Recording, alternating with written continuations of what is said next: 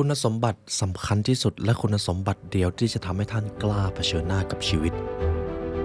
สิ่งนั้นคือวินัยครับ Self Discipline The Secret of Life Mastery นี่คือคอร์สเรียนที่จะทำให้ท่านได้บรรลุการสร้างวินัยชีวิตให้กับตัวเองเพราะทุกท่านรู้กันดีครับไม่ว่าท่านจะมีนิยามเป็นความสำเร็จในเรื่องอะไรท่านจะต้องพึ่งวินัยชีวิตและนี่คือสิ่งที่ท่านจะได้รับไปทั้งแผนการสร้างวินัยและก็รูปแบบการสร้างความสำเร็จที่เหมาะกับตัวตนของท่านมากที่สุดคอร์สนี้ครับเราจะจัดขึ้นในวันที่8และวันที่9กุมภาพันธ์เรียนทั้งสิ้น3ชั่วโมงท่านสามารถเรียนย้อนหลังได้และที่สำคัญครับการมีวินัยจะทำให้ท่านกล้าเผชิญหน้ากับความท้าทายในชีวิตและถ้าท่านมีสิ่งนี้ท่านจะไม่ประสบความสำเร็จได้อย่างไรจริงไหมครับและไว้เรามาเจอกันครับกับ Self Discipline The Secret of Life Mastery เพราะการเรียนรู้จะทำให้คุณเป็นอิสระในเอพิโซดนี้ครับเราจะมาวาดด้วยเรื่องของแผนที่นำทางชีวิต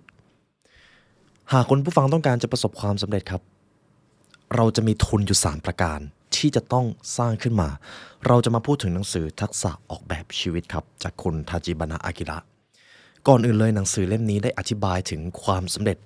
ในมุมที่เป็นกลางที่สุดและผมเชื่อเป็นอย่างยิ่งครับว่าทุกท่านจะได้ตกผลึก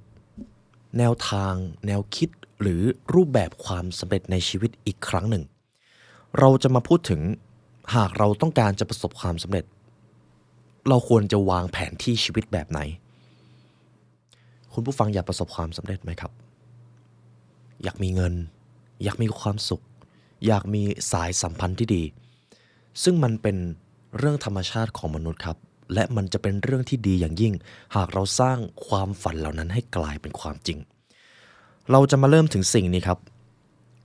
เราต้องปูพื้นฐานกันก่อนที่จะเข้าแต่ละเฟสผมอยากให้คุณผู้ฟังทำความเข้าใจตามนี้ครับในชีวิตของมนุษย์เราจะมีทุนชีวิตอยู่3อย่างครับ3อย่างที่1คือ financial capital ครับหรือทุนการเงินพูดตามผมได้เลยครับทุนการเงินในศตวรรษที่21หรือจริงๆแล้วมันอาจจะเกิดมาตั้งนานแล้วในเรื่องของเงินเราจำเป็นต้องใช้เงินถูกต้องไหมครับดังนั้นในการสร้างแผนที่ชีวิตความสำเร็จเราจะต้องยอมรับไปในแนวทางเดียวก่อนว่าหากต้องการมีชีวิตที่ดีเราจำเป็นต้องมีเงินครับอันนี้คือทุนตัวที่1ทุนการเงินและเดี๋ยวผมจะอธิบายว่าเราจะสร้างทุนแต่ละอย่างอย่างไรทุนตัวที่2ครับ human capital ครับทุนมนุษย์เมื่อกี้ผมพูดว่าอะไรนะครับทุนมนุษย์ครับเวลาที่เราได้พูดตามมันจะกลายเป็นการ incantation ครับหรือปลูกฝังลงไปในจิตใต้สำนึกทุนมนุษย์คืออะไรทุนมนุษย์ครับคุณผู้ฟังลองชี้นิ้วมาที่ตัวเองครับทุนมนุษย์ก็คือประสิทธิภาพตัวท่านเองครับ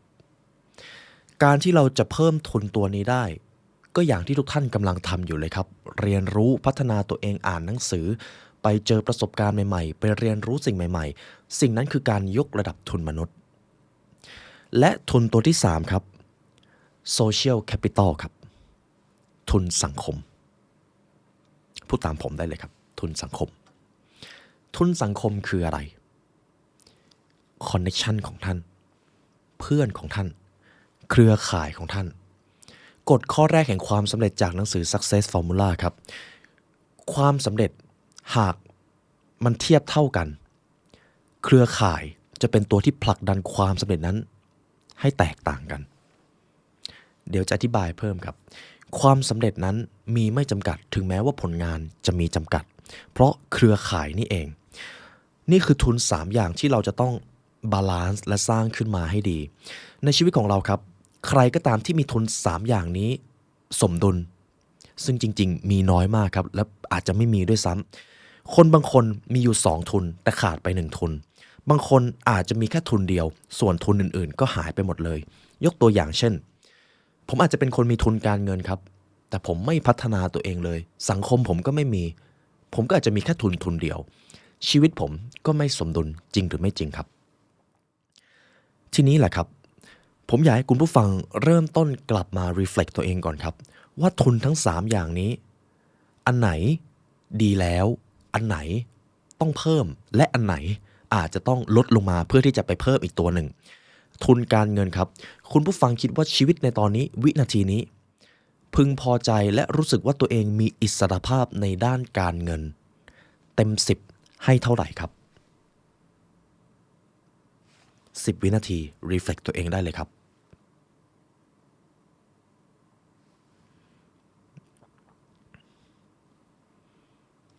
เยี่ยมครับทุกท่านเราได้ reflect เรื่องของ financial capital ไปแล้วนะครับทุนที่2คือทุนมนุษย์ย้อนกลับมา reflect ตัวเองครับคุณผู้ฟังคิดว่าคุณภาพความคิดคุณภาพสุขภาพหรือนิสัยของตัวท่านเต็ม10ให้เท่าไหร่ครับ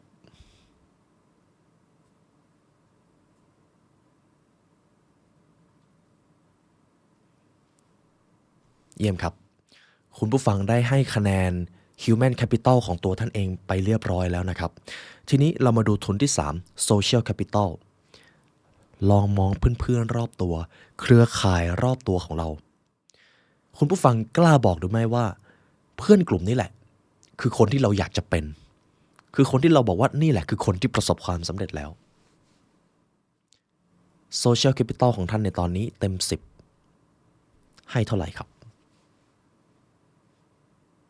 รวมไปถึงเพื่อนสนิทเพื่อนร่วมงานหรือแม้แต่ครอบครัวของท่านก็รวมอยู่ในทุนสังคมด้วยนะครับ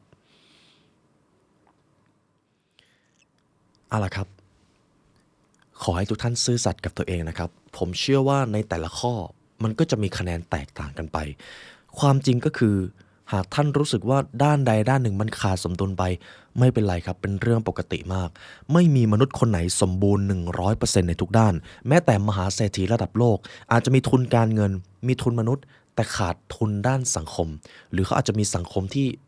อยู่ด้วยแล้วไม่ค่อยสบายใจหรือบางคนมีทุนการเงินมีคอนเนคชั่นที่ดีมีเพื่อนมิตรที่ดีแต่ขาดความสามารถในการดูแลต้นทุน Human Capital สุขภาพไม่ดีกิจวัตรไม่ดีและรู้สึกแย่กับตัวเองเราจะขาดด้านใดด้านหนึ่งไปซึ่งเป็นเรื่องปกติมากชีวิตที่ดีก็คือการจัดสมดุลอยู่ตลอดเวลานั่นเองดังนั้นครับซื่อสัตย์ต่อตนเองครับเท่านี้เลยในกฎข้อแรกคุณผู้ฟังได้พื้นฐานเรื่องทุนทั้ง3ตัวไปแล้วนะครับ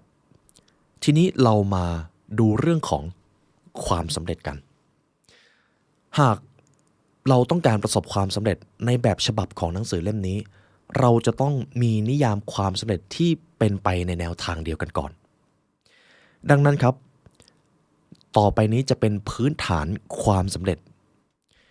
การมีอิสรภาพด้านการเงินการประสบความสำเร็จในงานหรือการมีทุนมนุษย์นั่นเองและการมีชื่อเสียงทางสังคม Social Capital ครับคนกลุ่มนี้ครับเท่ากับคนสำเร็จต่อให้จะไม่มีความสุขแต่คนกลุ่มนี้เราจะถือว่าพวกเขาเป็นคนสำเร็จครับเพื่อที่เราจะได้มีมุมมองความสำเร็จเป็นกลางในขณะเดียวกันคนที่มีความสุขในชีวิตมากเลยแต่ไม่มีอิสรภาพด้านการเงินไม่มีฝีมือในด้านการทำงานแถมยังไม่มีสถานะทางสังคมเลยคนกลุ่มนี้ต่อให้เขาจะมีความสุขมากๆแต่เราจะยังไม่ถือว่าประสบความสำเร็จนะครับและผมเชื่อว่าตรงนี้คุณผู้ฟังเห็นตรงกันและเข้าใจไปในแนวทางเดียวกันเพื่อที่จะให้เรามีเข็มทิศไปในแนวทางเดียวกันก่อนแล้วค่อยเปลี่ยนทีหลังได้ครับไม่เป็นไรเลยและทีนี้แหละครับทุนการเงินทุนมนุษย์ทุนสังคมเราจะต้องรู้อะไรบ้างเพื่อที่จะให้ทั้ง3ทุนนี้กลายเป็นพื้นฐานชีวิตของเราเพื่อที่เราจะกล้าบอกว่าตัวเราประสบความสำเร็จแล้วเรามาเริ่มที่เฟสที่1 The Greatest Self-Enrichment Strategy ครับผมจะมีกลยุทธ์อยู่2อย่างครับหากคุณผู้ฟังต้องการพัฒนาตัวเองแล้วอยากให้การลงมือทำนั้นมีประสิทธิภาพมากที่สุดเริ่มต้นที่2อย่างนี้ก่อนครับไม่ใช่การลงทุนไม่ใช่การเรียนรู้ด้วยไม่ใช่การไปเจอเครือข่ายดีๆครับแต่เป็นสิ่งที่ท่านสามารถทำได้ที่บ้านเลยไม่ต้องพึ่งพาใครเลยอยากรู้ไหมครับกลยุทธ์ทั้ง2นั้นคืออะไรกลยุทธ์ที่1ครับ sleeping ครับคุณอากิระครับได้เขียนเอาไว้แบบนี้ เจฟเบโซสมหาเศรษฐีที่ยิ่งใหญ่ที่สุดเป็นอันดับต้นๆของโลกจะมีกิจวัตรอยู่กิจวัตรหนึ่งที่สำคัญมากสำหรับเขานอนให้ได้8ชั่วโมงครับมหาเศรษฐีระดับโลกให้การนอนเป็นความสำคัญลำดับแรกๆครับคุณผู้ฟังเห็นด้วยไหมครับการนอนหลับคือกฎแห่งความสำเร็จที่ให้ประสิทธิภาพสูงที่สุดและเดี๋ยวตรงนี้ผมจะไขความลับให้ทุกท่านเห็นภาพนะครับว่าทำไมการนอนหลับมันทรงพลังและมันเกี่ยวข้องกับความสำเร็จกว่าที่เราคิดหากทุกท่านเคยฟังหนังสือ Why We Sleep น่าจะปิ๊งไอเดียข้อนี้ขึ้นมาทันทีการนอนหลับครับคือวิวัฒนาการขั้นสูงสุดของมนุษย์เราวิวัฒนาการตอนเรานอนครับในตอนที่เรานอนมันเกิดอะไรขึ้นบ้างสมมุติในช่วงเวลากลางวันเราใช้ชีวิตเราเจอประสบการณ์ใหม่ๆเราเรียนรู้เราพบปะผู้คนเราได้ยกระดับชีวิตตัวเองและพอเรามานอนครับร่างกายจิตใจความคิดเซลล์ทุกเซลล์จะเกิดการหลอมรวมกระบวนการต่างๆเพื่อที่จะทำความสะอาดภายในยกระดับความทรงจำแล้วก็ทำให้ร่างกายของเราเจริญเติบโตใช่ครับเกินครึ่งหนึ่งที่เราเติบโตมาได้มีความคิดความอ่านทุกวันนี้สามารถมีความทรงจำทั้งหมดนั้นถูกหลอมรวมจากตอนที่เรานอนหลับครับวงเล็บหลับสนิทครับดังนั้นครับการนอนหลับจึงเป็นการเพิ่มประสิทธิภาพทุกประสบการณ์ในชีวิตให้เกิดผลลัพธ์และกลายเป็นความทรงจำคำถามก็คือแล้วทำไมร่างกายของเราถึงไม่ทำอะไรแบบนี้ตอนที่เราตื่นทำไมเราจะต้องมานอนด้วยทำไมกระบวนการเหล่านี้จะต้องมาเกิดขึ้นตอนนอนยกตัวอย่างภาพง่ายๆครับในออฟฟิศแห่งหนึ่งมีคนทำงานพลุกพล่านไปหมดเลยแล้วมีแม่บ้านแล้วกันครับต้องการทำความสะอาดช่วงเวลาไหนควรทำความสะอาดมากกว่ากันระหว่างช่วงเวลาที่ทุกคนยังทำงานขมักเขม้นเดินกันไปเดินกันมาหรือเป็นช่วงเวลาที่ทุกคนกลับบ้านเคลียร์ของเรียบร้อยแล้ว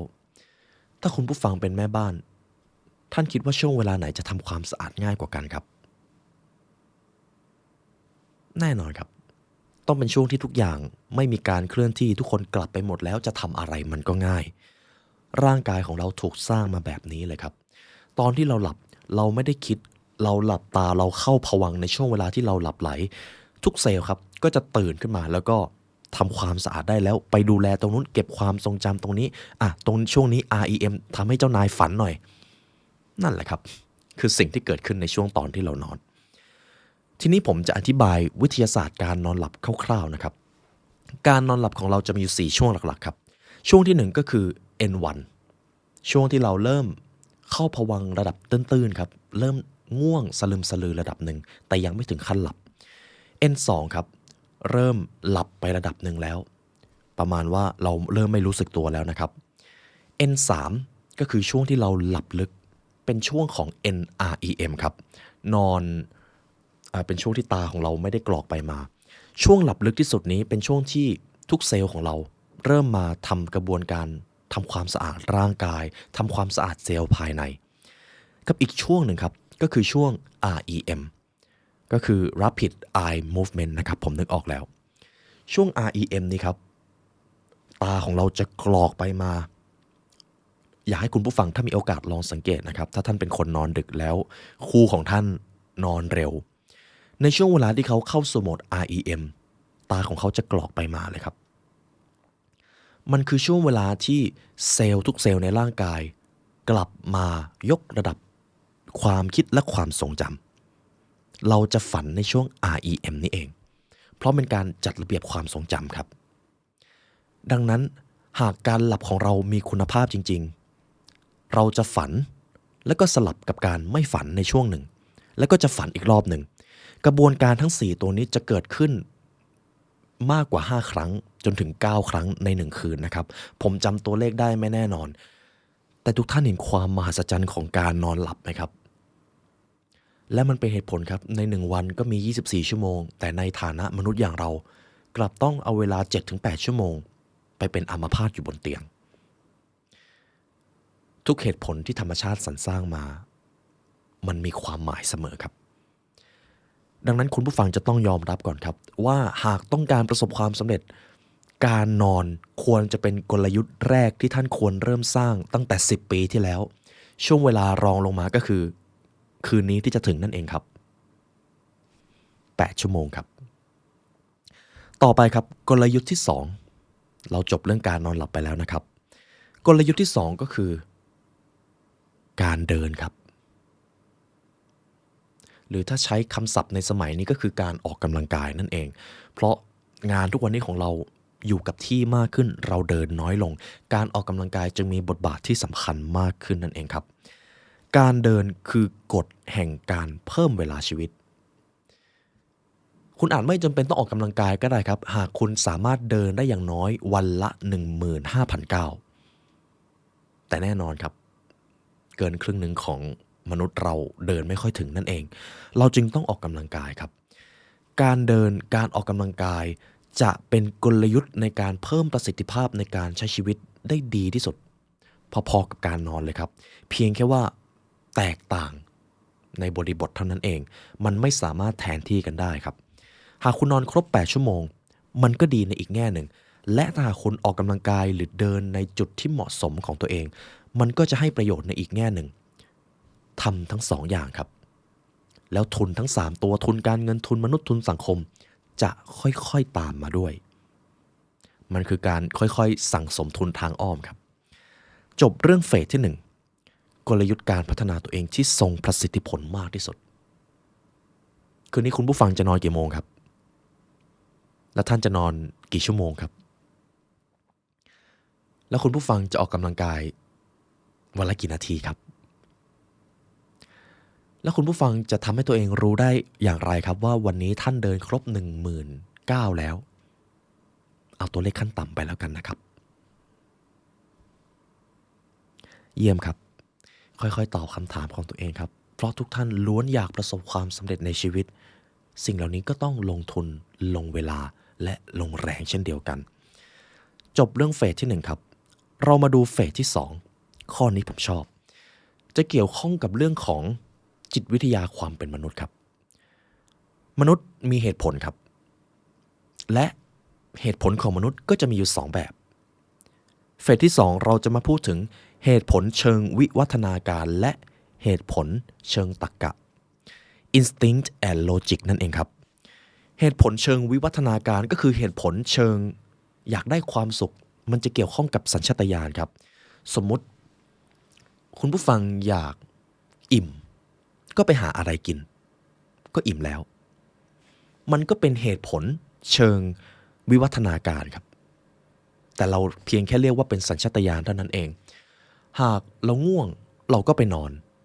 เราคงไม่ได้คิดเป็นผลลัพธ์ว่านอนแล้วจะเกิดอะไรขึ้นมันจะต้องมีอย่างนั้นอย่างนี้เราไม่ได้คิดถึงขนาดนั้นถูกต้องไหมครับแต่ทีนี้เหตุผลเชิงตรรกะครับคือเหตุผลจริงๆ30บวก25เท่ากับเท่าไหร่55ใช่ไหมครับหากใช้เงินลงทุนสิ่งนี้อีกกี่ปีจะคืนทุนก็จะเกิดการคำนวณ PE เท่าไหร่ปันผล yield กี่เปอร์เซ็นต์ต่อปีอันนี้เราจำเป็นต้องใช้เหตุผลเชิงตรรกะเรามีเหตุผลอยู่2แบบครับ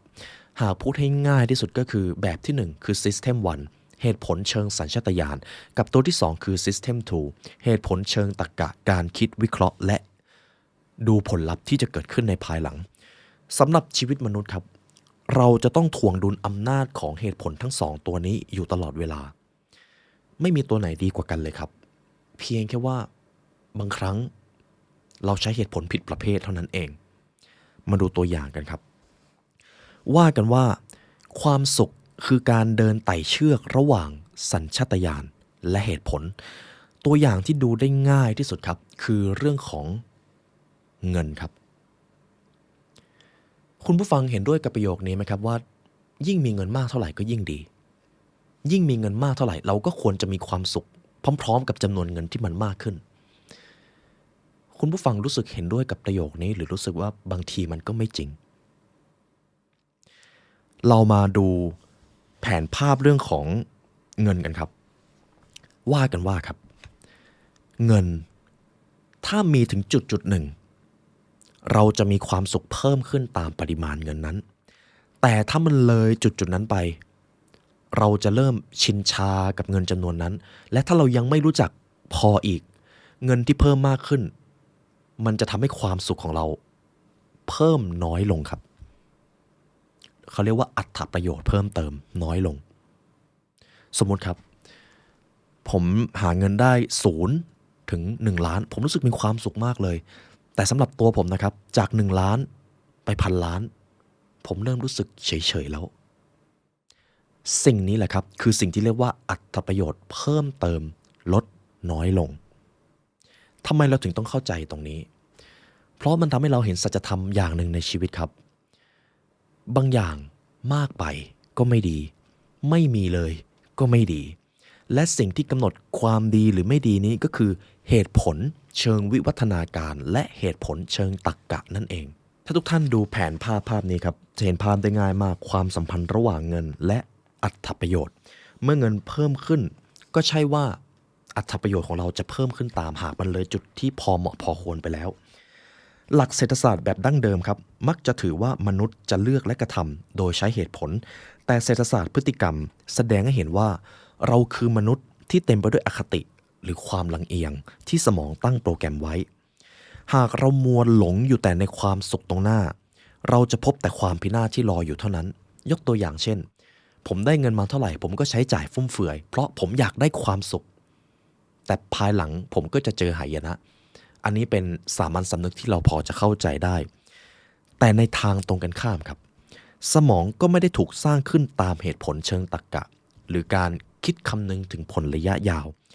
การเลือกหรือการกระทำอย่างมีเหตุผลตลอดเวลาก็ไม่ได้รับประกันความสุขเสมอไปประมาณว่าผมได้เงินมาเท่าไหร่ผมก็ไม่ใช้จ่ายเลยผมขี้เหนียวมากเลยผมก็จะไม่มีความสุขอยู่ดีใช่ครับบางทีชีวิตก็เหมือนจะเล่นตลกกับเราครับเราจึงจะต้องทำความเข้าใจเขานั่นเองคำถามก็คือแล้ววิธีการที่จะทำให้เรามีความสุขอย่างมีประสิทธิภาพที่สุดคืออะไรแต่จะยกตัวอย่างอีกตัวอย่างหนึ่งแล้วกันครับในการทำงานในชีวิตการทำงานครับคุณผู้ฟังเชื่อไหมครับงานที่มันสบายมากเกินไปประมาณว่าแทบไม่ต้องทำอะไรเลยมันอาจจะมีความสุขสักพักหนึ่งครับแต่สักพักหนึ่งมันจะกลายเป็นความหดหู่เพราะมนุษย์ไม่ชอบความเบื่อแต่ถ้างานนั้นท้าทายศักยภาพของคนคนนั้นและเป็นงานที่ตรงกับจุดเด่นของเขาอรรถประโยชน์มันจะเพิ่มขึ้นครับแต่ถ้าเผอิญครับงานนั้นปริมาณมันเยอะจนเกินไปแทนที่ความสุขจะเพิ่มขึ้นความสุขมันก็จะลดลงและนี่เป็นเหตุผลครับทำไมการเห็นทางสายกลางของตัวเองจึงเป็นเรื่องที่สำคัญและทีนี้ผมจะให้คุณผู้ฟังมาหาจุดที่เป็นทางสายกลางของท่านครับสิ่งที่เราจะคำนวณได้ง่ายที่สุดก็จะเป็นเรื่องของเงินเพราะมันวัดค่าได้ต่อไปนี้คือวิธีการที่จะทำให้ตัวท่านมีความสุขอย่างมีประสิทธิภาพที่สุดสิ่งนั้นคืออะไรรู้ไหมครับการมีเงินครับเพราะถ้าเรามีเงินตัวเลือกในชีวิตเราจะเยอะขึ้นและในขณะเดียวกันเราจะใช้เวลาเลือกน้อยลงเพราะเรามีเงินดังนั้นการมีเงินจึงเป็นการเพิ่มประสิทธิภาพความสุขในชีวิตที่ง่ายและเป็นพื้นฐานมากที่สุดมันจึงเป็นเหตุผลครับทำไมมนุษย์ถึงแสวงหาเงินเพราะมันง่ายครับการหาเงินถ้าคิดภาพตามจริงๆนะครับการหาเงินบางทีง่ายกว่าการดูแลสุขภาพอีกครับการหาเงินบางทีง่ายกว่าการสานสัมพันธ์กับครอบครัวให้รักใคร่กลมเกลียวกันอยู่ตลอดเวลาอีกครับคุณผู้ฟังว่าจริงไม่จริงครับการมีเงินจึงเป็นพื้นฐานที่เราต้องยอมรับครับว่าชีวิตนี้เราต้องใช้เงินแต่ครับการมีเงินที่มากและเราไม่รู้จักพออรรถประโยชน์ของเรามันก็จะลดลงความสุขมันลดน้อยลงการมีเงินในจุดที่คุณรู้สึกพอต่างหากคือกฎเหล็กครับเพราะจิตวิทยามนุษย์มีกฎของอรรถประโยชน์ซ่อนอยู่เราจะมีความพึงพอใจในด้านการเงินถึงจุดหนึ่งเท่านั้นแต่เมื่อเลยจุดนั้นไปแล้วยังไม่รู้จักพอ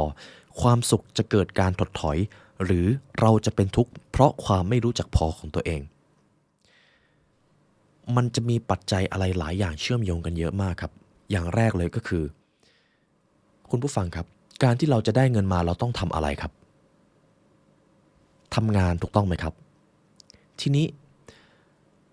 เหตุผลอะไรบ้างครับที่งานของเราจะทำให้เราได้รับเงินเยอะขึ้น 1. เราทำงานปริมาณมากขึ้น 2. เราพัฒนาคุณภาพผลงานของเรามากขึ้น 3. เราสร้างคุณค่าผลงานของเรามากขึ้นจนมีคนมายอมจ่ายให้กับผลงานของเรามากขึ้นนั่นหมายความว่าหากเราต้องการเงินที่มันเยอะขึ้นเราก็จะต้องทำบางสิ่งบางอย่างเยอะขึ้นตามไปด้วยไม่ว่าจะเป็นปริมาณคุณภาพเพื่อที่จะตอบสนองสิ่งที่เรียกว่าความคาดหวังของคนที่จ่ายเงินมาให้เรามันเลยเป็นเหตุผลครับเมื่อเงินมันเลยจุดที่เรียกว่าพอของเราไปแล้วมันจะไม่ได้ทำให้เรามีความสุขและมันอาจจะทำให้เราเจอความทุกข์เพราะเราจะต้องแบกรับความคาดหวังที่มันเพิ่มตามมาด้วยนั่นเองเห็นภาพไหมครับทุกท่านบางทีเราอาจจะยังไม่ค่อยได้มาวิเคราะห์สิ่งนี้ด้วยซ้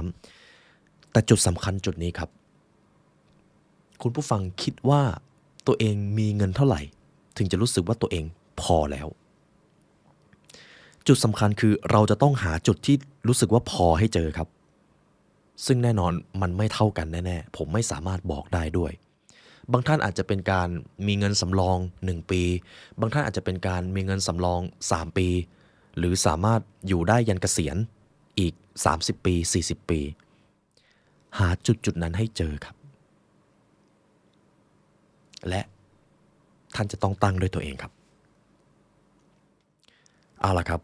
คุณผู้ฟังได้เห็นถึงการทวงดุลอำนาจเหตุผลเชิงวิวัฒนาการและเหตุผลเชิงตรรกะไปเป็นที่เรียบร้อยแล้วเราจะมาพูดถึงเฟสที่3ครับยังจำทุนทั้ง3ประเภทได้ไหมครับพื้นฐานแห่งความสำเร็จของเราทุน3ประเภทนั้นมีอะไรบ้างครับพูดออกมาได้เลยครับตัวที่1คือทุนอะไรครับทุนการเงินครับทุนที่2คืออะไรครับทุนมนุษย์และทุนที่3ก็คือทุนสังคมยอดเยี่ยมครับคำถามก็คือแล้วเราจะออกแบบชีวิตให้สอดคล้องในการยกระดับเจ้าทุนทั้ง3ตัวนี้อย่างไรและต่อจากนี้เรามาเริ่มทุนที่1ครับ Financial Capital ทุนการเงินกฎแห่งความสำเร็จของทุนการเงินครับคุณทาจิบานะอากิระได้พูดถึงเรื่องของการลงทุนครับเพียงแค่ว่ารูปแบบการลงทุนนั้นจะอิงข้อมูลอยู่กับประเทศญี่ปุ่นผมเลยจะขอนำพื้นฐานในด้านการเงินที่ง่ายที่สุดและคุณผู้ฟังสามารถทำได้เลยเพราะในเรื่องของการลงทุนครับกลยุทธ์หลากหลายมากและบางทีสิ่งที่ผมพูดวันนี้อีก3เดือน4เดือนมันอาจจะผิดก็ได้แต่พื้นฐานเหล่านี้ไม่ว่าจะผ่านไปกี่เดือนจะผ่านไปกี่ปีมันจะไม่มีทางผิดครับกฎเหล็กข้อที่1กฎการเพิ่มเงิน3ประการนี้จะทำให้ท่านรู้วิธีบริหารทุนการเงินข้อที่1ครับลดรายจ่ายมันก็เป็นเรื่องง่ายดีถูกต้องไหมครับแต่บางทีเราอาจจะไม่ได้ทำข้อที่2เพิ่มรายได้แน่นอนครับเป็นเรื่องที่สามัญสำนึกของเรารู้ทั่วกันไปและตัวที่3เพิ่มผลตอบแทนจากการลงทุนให้มากกว่าการจ่ายหนี้สินก็เป็นเรื่องที่เข้าใจได้อยู่ดีแต่ทีนี้เรามาลองขยายความแต่ละตัวกันคุณผู้ฟังครับหากเราต้องการลดรายจ่ายในชีวิตของตัวเองเราจะต้องมีนิสัยแบบไหนครับประหยัดอดออมมัธยัสถ์ไม่ใช้จ่ายฟุ่มเฟือยเรารู้อยู่แล้วถูกต้องไหมครับแต่ทีนี้ย้อนมาดูถึงนิสัยชีวิตประจำวันของเรากันในตู้เสื้อผ้าของเรามีเสื้อผ้าที่เราซื้อมาแล้วไม่ได้ใส่ไหมครับในตู้รองเท้าของเรามีรองเท้าที่เราซื้อมาแล้วใส่จริงๆอยู่ไม่กี่คู่ไหมครับเครื่องประดับของเราซื้อมากี่ชิ้นแล้วเราใส่จริงๆกี่ชิ้นครับชุดสูทราคาแพงที่เราตัดมาไปวัดตัว 2-3 รอบมาเราใส่จริงๆกี่ครั้งครับลดรายจ่ายครับหรือแม้แต่เรื่องของอาหารรายจ่ายที่ใหญ่ที่สุดในการมีชีวิตอาหารที่เรากินส่วนใหญ่ราคามันถูกลงได้อีกหรือว่าเราสามารถทำอาหารกินที่บ้านได้ไหมครับหากใครที่ไปกินข้างนอกตลอดเลยประหยัดครับ มันมีวิธีหลากหลายมากเลยและเรารู้แต่บางทีเราก็แค่ไม่ได้ทำนี่คือแผนการที่1ครับลดรายจ่ายเทคนิคในการควบคุมรายจ่ายของตัวเองได้ง่ายที่สุดก็คือการบันทึกรายรับรายจ่ายของตัวท่านเองครับซึ่งตรงนี้ผมอาจจะแนะนำว่าในยุคสมัยใหม่เราอาจจะโหลดแอปพลิเคชันที่สามารถบันทึกรายจ่ายของเราได้และคุณผู้ฟังก็เลือกรูปแบบการบันทึกที่เหมาะสมกับตัวเองให้มากที่สุดพอเรามีบันทึกรายรับรายจ่ายครับเราจะเข้มงวดกับการใช้จ่ายของตัวเองโดยอัตโนมัติเพราะเราเห็นข้อมูลตรงหน้าแต่ถ้าเราไม่เห็นครับเขาเรียกว่าเราจะสเปนยับเลยเราจะจ่ายแบบไม่คิดเลยทำบันทึกรายรับรายจ่ายของท่านครับทีนี้ข้อที่2เราจะข้ามมาถึงการลงทุนก่อนนะครับการลงทุนเราจะต้องรู้อะไรการลงทุนครับจุดที่สำคัญก็คือเราต้องพึ่งพาการศึกษาข้อมูลและการตัดสินใจด้วยสัญชาตญาณและเหตุผลอย่างสมดุลเราต้องศึกษาข้อมูลนั่นเองและในขณะเดียวกันเราก็จะต้องเข้าใจด้วยว่าทุกๆการลงทุนมันจะมีอคติของมนุษย์เข้ามาเกี่ยวข้องหากเราไม่ระวังตรงนี้เราก็จะพลาดสุดท้ายแล้วการหาความรู้จึงเป็นหนึ่งในรูปแบบการลงทุนครับและถ้าหากให้พูดถึงเรื่องกฎของการลงทุนครับผมจะขอนำจากหนังสือจิตวิทยาการเงินจะลงทุนกับอะไรก็ได้ครับที่ท่านลงทุนไปแล้วท่านสามารถนอนหลับได้สนิทเท่านั้นเลยครับหากการลงทุนนั้นมันให้ผลตอบแทนดีแต่ท่านนอนไม่หลับเลยนั่นก็เป็นอีกต้นทุนหนึ่งนะครับที่มันแพงมากจำกลยุทธ์ความสำเร็จ2ข้อของเราได้ไหมครับข้อที่1คืออะไรครับนอนให้ครบ8ชั่วโมงและข้อที่2ก็คือเดินหรือออกกำลังกายบ่อยๆหากการลงทุนนั้นไปทำลายกลยุทธ์อย่างใดอย่างหนึ่งนี้การลงทุนนั้นก็ไม่คู่ควรที่ท่านจะเสียเวลาไปชายตามองครับทีนี้คุณผู้ฟังรู้ถึงกฎการเงิน3ประการอีกข้อหนึ่งก็คือ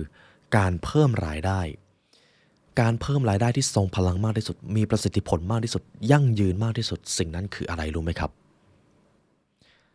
การยกระดับทุนมนุษย์ครับตัวท่านเองการยกระดับความสามารถความเชี่ยวชาญความคิดทัศนคติความรู้ที่ท่านมีสิ่งเหล่านี้คือการไปเพิ่มรายได้ในภายหลังและเป็นวิธีการที่ทรงประสิทธิภาพมากที่สุดครับมันก็เลยจะเชื่อมมากับทุนตัวที่2นั่นเองย้ำอีกรอบนะครับกฎการเงินทั้ง3ข้อลดรายจ่ายศึกษาการลงทุนหรือถ้าคุณผู้ฟังจะเน้นไปที่ในการเพิ่มรายได้ท่านไม่ต้องศึกษาการลงทุนก็ได้ครับแต่ศึกษาการยกระดับทุนมนุษย์ของตัวท่านเองต่อไปเรามาดูข้อที่2ครับ Human Capital กฎแห่งความสำเร็จของทุนมนุษย์คุณผู้ฟังยังจำคะแนนที่ท่านให้กับตัวเองได้ไหมครับทุนในตัวท่านเองประสิทธิภาพชีวิตคุณภาพชีวิตความคิดความรู้ของท่านยังจำคะแนนนั้นได้อยู่ไหมครับ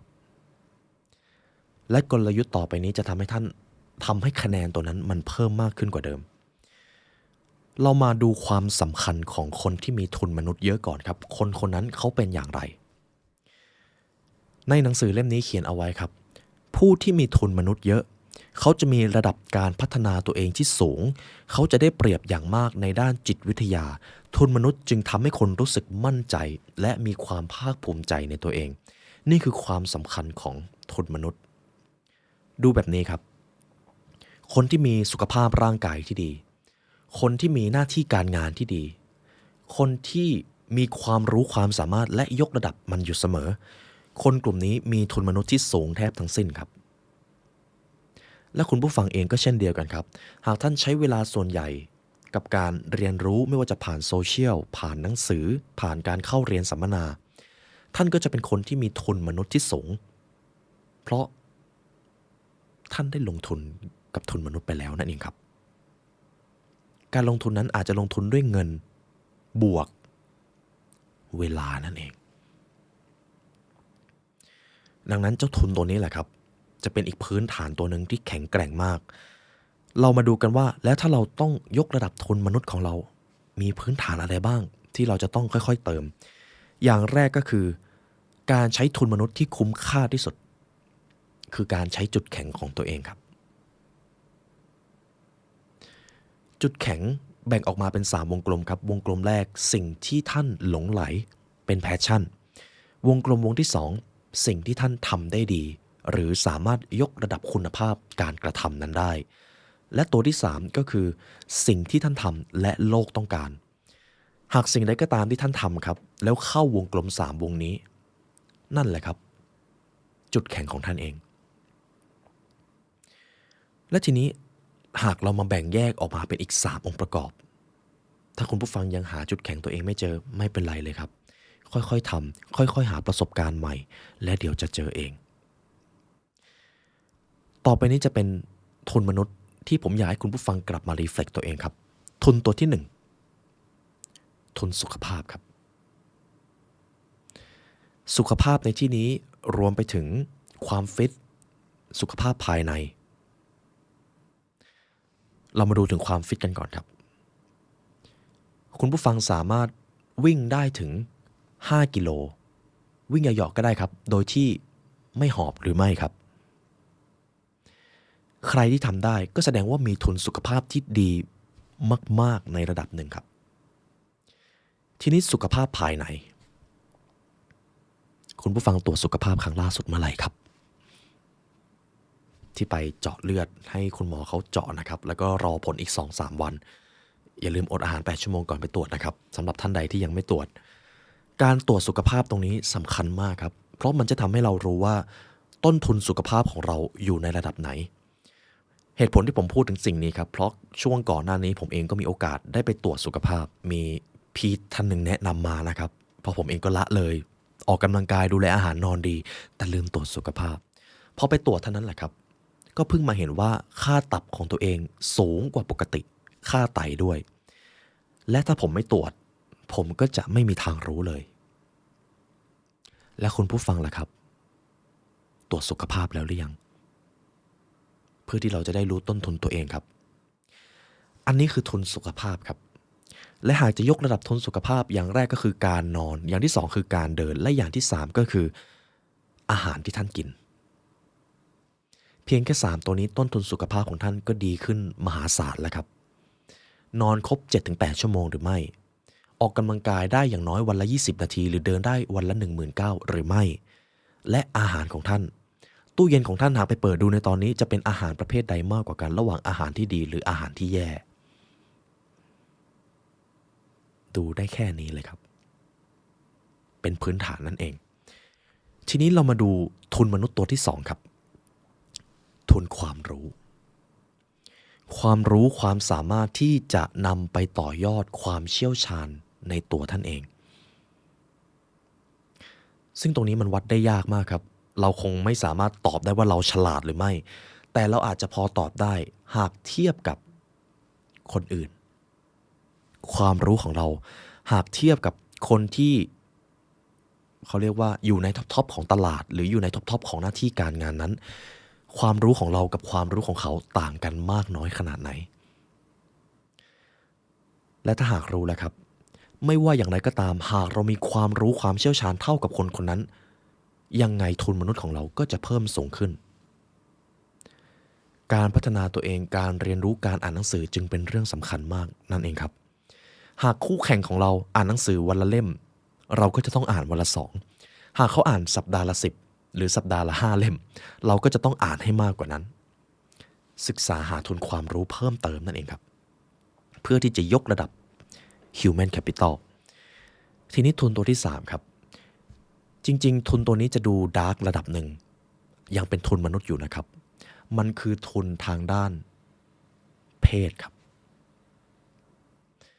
หากพูดในแง่ดาร์กเลยคุณทาจิบานะอากิระก็บอกว่าเรื่องของเพศมันสามารถใช้ไปกับการหาเงินได้คุณผู้ฟังว่าจริงหรือไม่จริงครับซึ่งอันนี้อาจจะเป็นเรื่องที่พูดได้ยากระดับหนึ่งแต่เราทุกคนรู้อยู่แก่ใจครับว่าก็จะยังมีกลุ่มคนบางคนที่มีความสามารถในการใช้ทุนด้านเพศของตัวเองไปกับการสร้างเสริมรายได้ให้กับตัวเองซึ่งมันก็เป็นอีกทางเลือกหนึ่งของเขาแต่ทีนี้ถ้าพูดในด้านดีหน่อย จากงานวิจัยทางวิทยาศาสตร์ครับก็ได้สรุปออกมาคนที่หน้าตาดีมีรูปลักษณ์ที่ดีและก็มีบุคลิกภาพที่ดีย่อมได้รับโอกาสสูงกว่าคนที่มีบุคลิกภาพด้อยกว่ารูปร่างของท่านใบหน้าของท่านบุคลิกภาพของท่านเป็นต้นทุนอีกอย่างหนึ่งครับและมันจะทำให้เราได้เปรียบในหลายๆด้านเพราะสุดท้ายแล้วมนุษย์เรายังไงก็จะต้องตัดสินกันก่อนจากภายนอกสัญชาตญาณทำงานครับ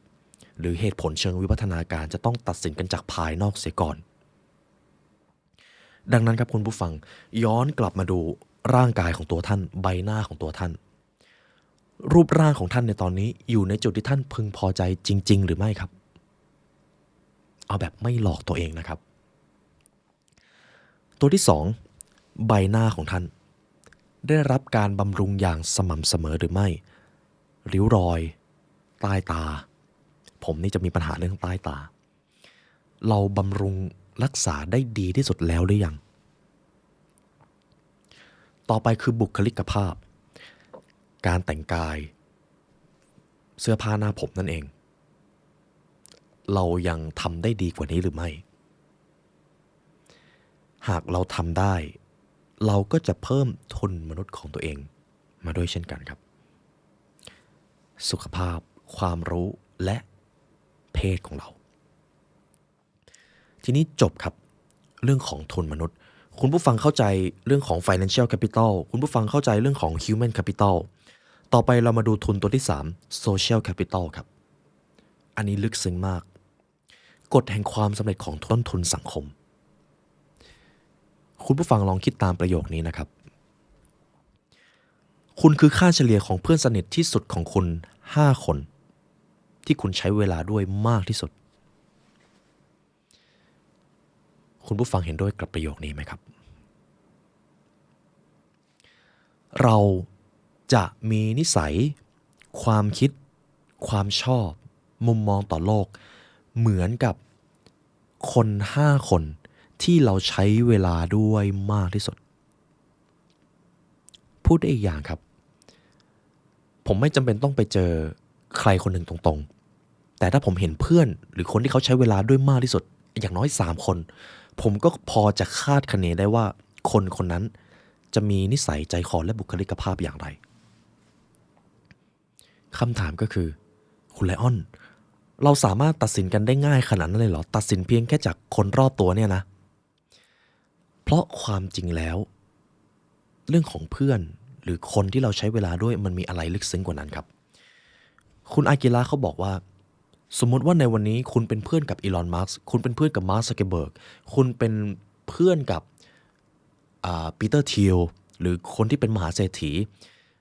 เราก็พอจะประมาณได้ว่าตัวคุณนั้นก็เป็นมหาเศรษฐีอีกคนหนึ่งที่ร่ำรวย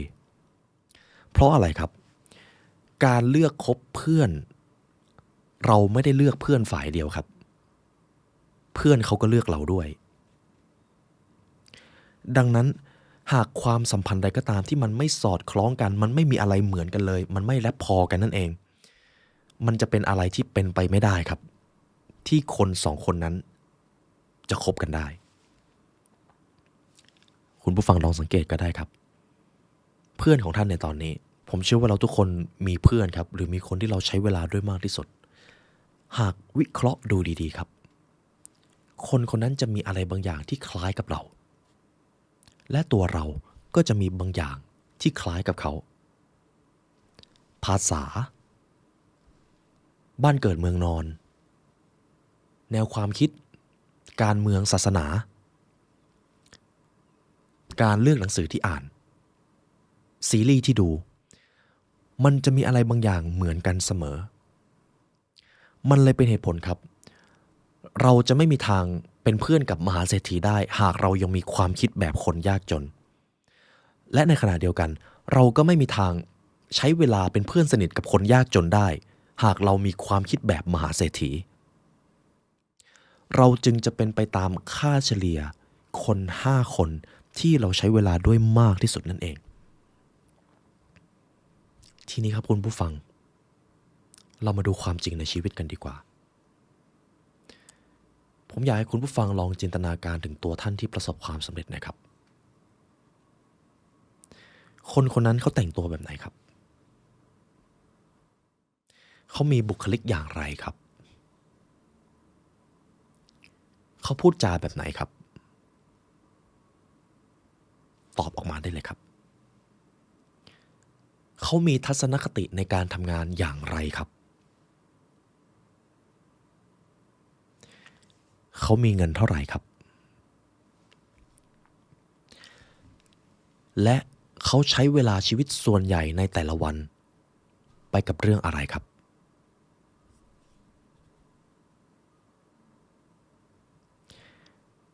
ทีนี้คุณผู้ฟังได้ลองจินตนาการตัวท่านที่ประสบความสำเร็จแล้วถูกต้องไหมครับทีนี้ย้อนกลับมาอยู่ในโลกแห่งความเป็นจริงอีกครั้งหนึ่งครับเพื่อนของท่านในตอนนี้นะครับคนที่ท่านใช้เวลาด้วยในชีวิตประจำวันไม่ว่าจะเป็นในโรงเรียนหรือในที่ทำงานคนเหล่านั้นมีความเหมือนกับตัวตนที่ดีที่สุดที่ท่านได้จินตนาการเหมือนเมื่อกี้บ้างหรือไม่ครับ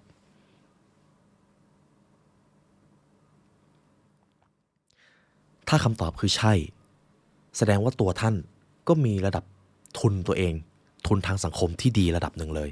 แต่ถ้าคำตอบคือไม่แสดงว่าทุนทางสังคมเหมือนว่าจะยังน้อยอยู่นั่นเองครับ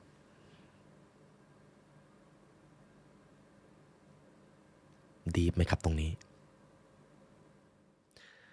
นี่แหละครับคือทุนสังคมทุนสังคมเป็นอะไรที่ทรงพลังมากครับเพราะเราเป็นมนุษย์เราจะต้องพึ่งพาใครสักคนในการมีชีวิตตั้งแต่เกิดมาเราก็พึ่งตัวเองไม่ได้ครับเราจะต้องพึ่งใครครับคุณพ่อคุณแม่หรือผู้ปกครองในสถาบันการศึกษาเราก็จะต้องมีเพื่อนถ้าเราไม่มีเพื่อนชีวิตเราจะยากมากเลยมันจึงเป็นเหตุผลครับทำไมการมีความขัดแย้งกับเพื่อนในช่วงเวลาวัยเรียนจึงเป็นเรื่องคอขาดบาดตายพอในวัยทำงานเราก็ต้องพึ่งฝีมือพึ่งคอนเนคชันในการยกระดับความสำเร็จเราจะต้องมีทุนทางสังคมที่ดีด้วยนั่นเองและต่อไปนี้เราจะมาพูดถึงกฎความสำเร็จจาก Success Formula ครับเครือข่ายหรือทุนทางสังคมสำคัญขนาดไหนเรามาดูกฎแห่งความสำเร็จแต่ละข้อครับกฎแห่งความสำเร็จข้อที่1ผลงานขับเคลื่อนความสำเร็จแต่ถ้าผลงานนั้นไม่สามารถวัดเป็นตัวเลขได้เครือข่ายหรือสังคมจะเป็นตัวขับเคลื่อนความสำเร็จแทนกฎข้อที่2ผลงานมีขีดจำกัดแต่ความสำเร็จมีไม่สิ้นสุดเพราะเครือข่ายทางสังคมเพียงแค่กฎ2ข้อนี้ครับก็อธิบายได้แล้วครับว่าเครือข่ายทางสังคมมันส่งพลังขนาดไหนทีนี้คุณผู้ฟังก็อาจจะเริ่มสงสัยและถ้าเราอยากยกระดับโซเชียลแคปิตอลหรือทุนทางสังคมให้กับตัวเราเองเราจะต้องเริ่มอย่างไรอย่างแรกเลยครับคำสอนอันคลาสสิกที่เราถูกสอนมาตั้งแต่เด็กๆแต่เราก็ไม่ค่อยจะฟังจงเลือกเพื่อนคบครับถูกต้องครับและอย่าลืมครับเราไม่ใช่ตัวเราคนเดียวที่เลือกเพื่อนเพื่อนก็เลือกเราด้วยเราจึงจะต้องเป็นคนที่เหมาะสมมากพอที่จะสามารถเลือกเพื่อนที่เราปรารถนาได้ยกระดับทุนมนุษย์ของตัวเองก่อนนั่นเองครับและกฎข้อที่2จงเป็นผู้ให้มากกว่าผู้รับครับเราจะมีทุนสังคมที่สูงมากหากเรามีแนวคิดที่ว่าเราจะสร้างอะไรให้พวกเขาได้บ้างเราจะให้อะไรแก่พวกเขาได้บ้างเขาจะได้อะไรบ้างจากการคบหาจากเราหากเราตอบคำถามเหล่านี้ได้เราจะเป็นคนที่ดึงดูดทุนทางสังคมที่สูงเข้ามาโดยอัตโนมัติครับเพราะหากมีคน2คนเดินเข้ามาหาคุณผู้ฟังคนหนึ่งหวังผลประโยชน์จากท่านกับอีกคนหนึ่งหวังจะมาให้อะไรบางอย่างกับท่านให้โอกาสให้ผลประโยชน์ให้ความคิดแล้วก็มาถกเรื่องของความรู้ซึ่งกันและกันคุณผู้ฟังอยากคบกับใครครับหรือคนที่3คบไปวันๆชีวิตไม่ได้พัฒนาอะไรขึ้นเลยถึงอย่างนั้นเราก็จะเลือกคนที่2อยู่ดีครับจบครับเรื่องของทุน3ประการของชีวิตต่อไปนี้อาจจะให้คุณผู้ฟังเก็บไว้เป็นการบ้านเพื่อที่จะออกแบบแนวทางความสำเร็จของตัวเองนะครับทุนการเงินทุนมนุษย์และทุนสังคมและทั้งหมดก็คือเรื่องราวจากหนังสือทักษะออกแบบชีวิตครับ ยังมีอีกหลายส่วนที่เนื้อหาลึกมากและผมเองก็ยังไม่สามารถนำมาสรุปได้เพราะมันอาจจะมีความเปลี่ยนแปลงทางเศรษฐกิจทางข้อมูลต่างๆและเช่นเคยครับหากทุกท่านฟังมาถึงตรงนี้แล้วอยากเรียนรู้กับทาง The Library Learn ให้ลึกซึ้งกว่านี้ครับทุกท่านสามารถเรียนรู้ได้ผ่าน Premium Content ครับหน้าที่อย่างนั้นหากท่านอยากยกระดับความสำเร็จทั้งตำราจิตวิทยามนุษย์ตำราการหว่านล้อมคนหรือตำรา Golden Path ตำรา The Four Cup of Wealth ทั้งหมดนั้นจะทำให้ท่านได้ยกระดับทุนมนุษย์ของตัวเองครับรวมไปถึงหากท่านเอาทุนเหล่านี้ไปใช้เอาความรู้เหล่านี้ไปใช้ท่านอาจจะได้ทุนการเงินและทุนทางสังคมมาด้วยทั้งหมดนั้นอยู่ใน Premium Content ครับเพราะบางส่วนเราก็ไม่สามารถนำมาถ่ายทอดผ่าน Main Content ได้นั่นเองหากคุณผู้ฟังอยากติดตาม Premium Content ครับทุกท่านสามารถดูได้ที่ www.thelibrarylearn.com เรามี e-book summary ให้ทุกท่านสามารถอ่านด้วยในเว็บไซต์เผื่อบางท่านรู้สึกว่าการอ่านหนังสือหนึ่งเล่มมันใช้เวลานานมากเลยเราจัดทำให้เพื่อทุกท่านครับเพราะสุดท้ายแล้วการเรียนรู้คือการเพิ่มอิสรภาพและเพิ่มทุนทั้ง3แห่งชีวิตที่ทรงพลังและยั่งยืนที่สุดครับดังนั้นคุณผู้ฟังคิดว่าจริงหรือไม่จริงครับอิสรภาพของเราก็ขึ้นอยู่กับความสามารถในการเรียนรู้ของตัวเรานี่เองและเช่นเคยครับในวันนี้ทางผู้ร่วมงาน The Library Learn และตัวผมไลออนยุวสินขอกล่าวอำลาทุกท่านไปก่อนขอให้วันนี้เป็นวันที่ดีของทุกท่านครับสวัสดีครับ